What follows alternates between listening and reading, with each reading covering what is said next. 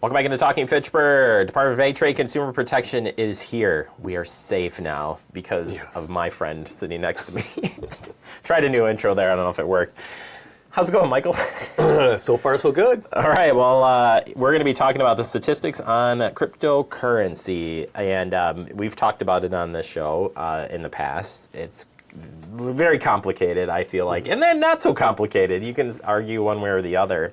But today, focusing in on, obviously we'll focus in on more probably the realistic side of where crime gets involved with cryptocurrency and probably what gets its a bad name at times. Nevertheless, when you think of cryptocurrency and then you put it together with Department of Ag Trade Consumer Protection, what do you say to people just starting out of the gate? Like, well, it's a thing. Well, it is a thing, and you hit on a good point of talking about what is cryptocurrency, and that's not what we're trying to do. We're not going to break down, the mechanics of how it works and so on, but we want to also bring awareness to how cryptocurrency is being used in conjunction with scams and fraud and those things. And the best way to describe it is it's kind of the next stepping stone where we used to talk about be aware of wiring money. We talked about gift cards, and now it's transitioned to cryptocurrency, and that's because all of those different payment methods are very difficult to get back and recover. And so cryptocurrency is the next step. And we just want to kind of highlight the fact that it's out there and we hear about it, but it's probably out there more than people are aware of. As I'm reading these numbers here, and we're going to share with you now, they are pretty startling. So let's just start with estimated losses associated with cryptocurrency.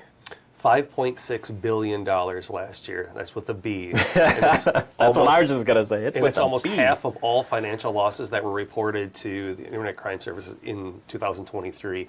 That number is 45% larger than 2022. So as you can see, it's expanding exponentially. If you thought that people weren't using it, you were wrong. You are wrong. You were very wrong, which that's what blows me away here. More than 69,000 complaints. Yep. Is that surprising, or? I don't think that number is surprising, and that number is undoubtedly much higher. Yeah. That's just how many actually reported the loss and let us know what's going on.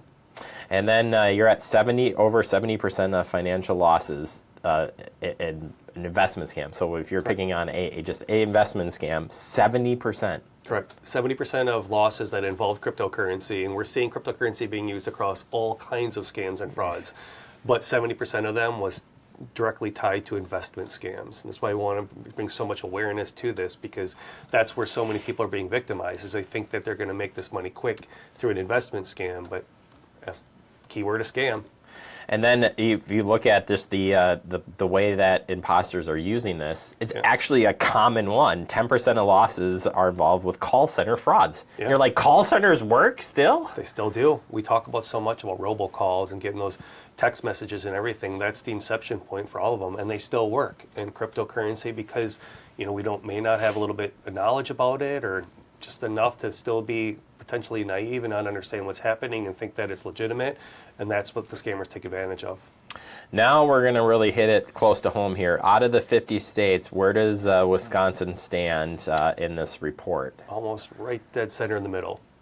35 million is the loss. We're at number 25. Wow. Mm-hmm. That's pretty scary. It is pretty scary. It's showing that it's everywhere, and including here in Wisconsin. You might think, well, we're right in the middle, so that means there's 25 states that we're worse off. But there's also the other half that are much better. So, okay, so I guess we've set up the what it is. Let's break it down to the scamming part of this. Yeah. So why is cryptocurrency so popular among scammers? Well, because they're targeting people that may not have a lot of intimate knowledge about cryptocurrency. Yeah. If you do have a basic understanding of how it works and you're not going to be that target for that scammer. You're going to ask the right questions. You're not going to be as suspicious, or you're going to be more suspicious. And so that's not really who they're looking for. They're looking for those that have little experience or are nervous about it and don't understand how it's really being used. And then they use that as that new preferred payment method. It's difficult for law enforcement to track this. Yeah. Why? Because of the anonymity that comes with it. So without getting too deep into the weeds, to buy and exchange, you create, a wallet. You open an account, and then you open a wallet. But all of that can be done kind of behind the scenes. And so there's no direct identification tied to it. And then when you start exchanging, while it is all out on public forum, it's known as a general ledger, that's all out there to see. But if you don't know what you're looking for, you don't know who's what wallet, there's no names associated, there's no account numbers you can take to your bank, there's no central financial institution that'll tell you, oh, Jeremy is responsible for this wallet. And so because of all that trading and back and forth, it makes it really difficult to backtrace where that money is going and came from. So setting aside the fact that cryptocurrency sounds crazy at times, or sounds, whatever you want to call it, the scammers are using traditional tactics. So 100%. Really, the cryptocurrency may be a scary thing to you, but ultimately the way that they're doing this, it's still old school in some way. It's just tacking on, as you said, using that. So I guess for people who are like, oh my gosh, I'm into cryptocurrency, have I been scammed? I'm not.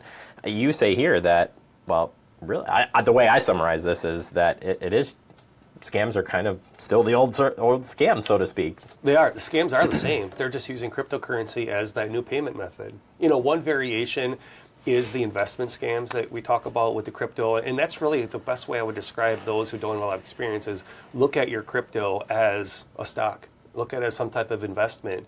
And so then you would ask yourself, well, would anybody call me and say, I want you to pay me with stocks, I want you to pay me only with a bond? You won't. And so that also is a good way to look at it. If somebody's asking you to pay in crypto, a red flag, be like, well, they won't ask me to take a money market account and quickly send it to them over the phone.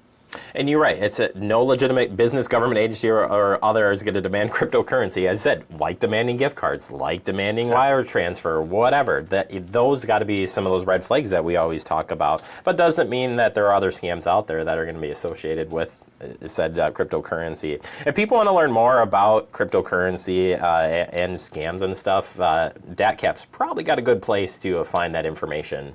We do. We're a good starting point. I would also encourage everyone to visit the Department of Financial Institutions. They have a great unit that really focuses on cryptocurrency. They have some excellent educational resources and tools along with ours. On our website, you'll find some other investment scam indicators, red flags, and kind of lead you as to where you need to go if you want to start exploring some of these.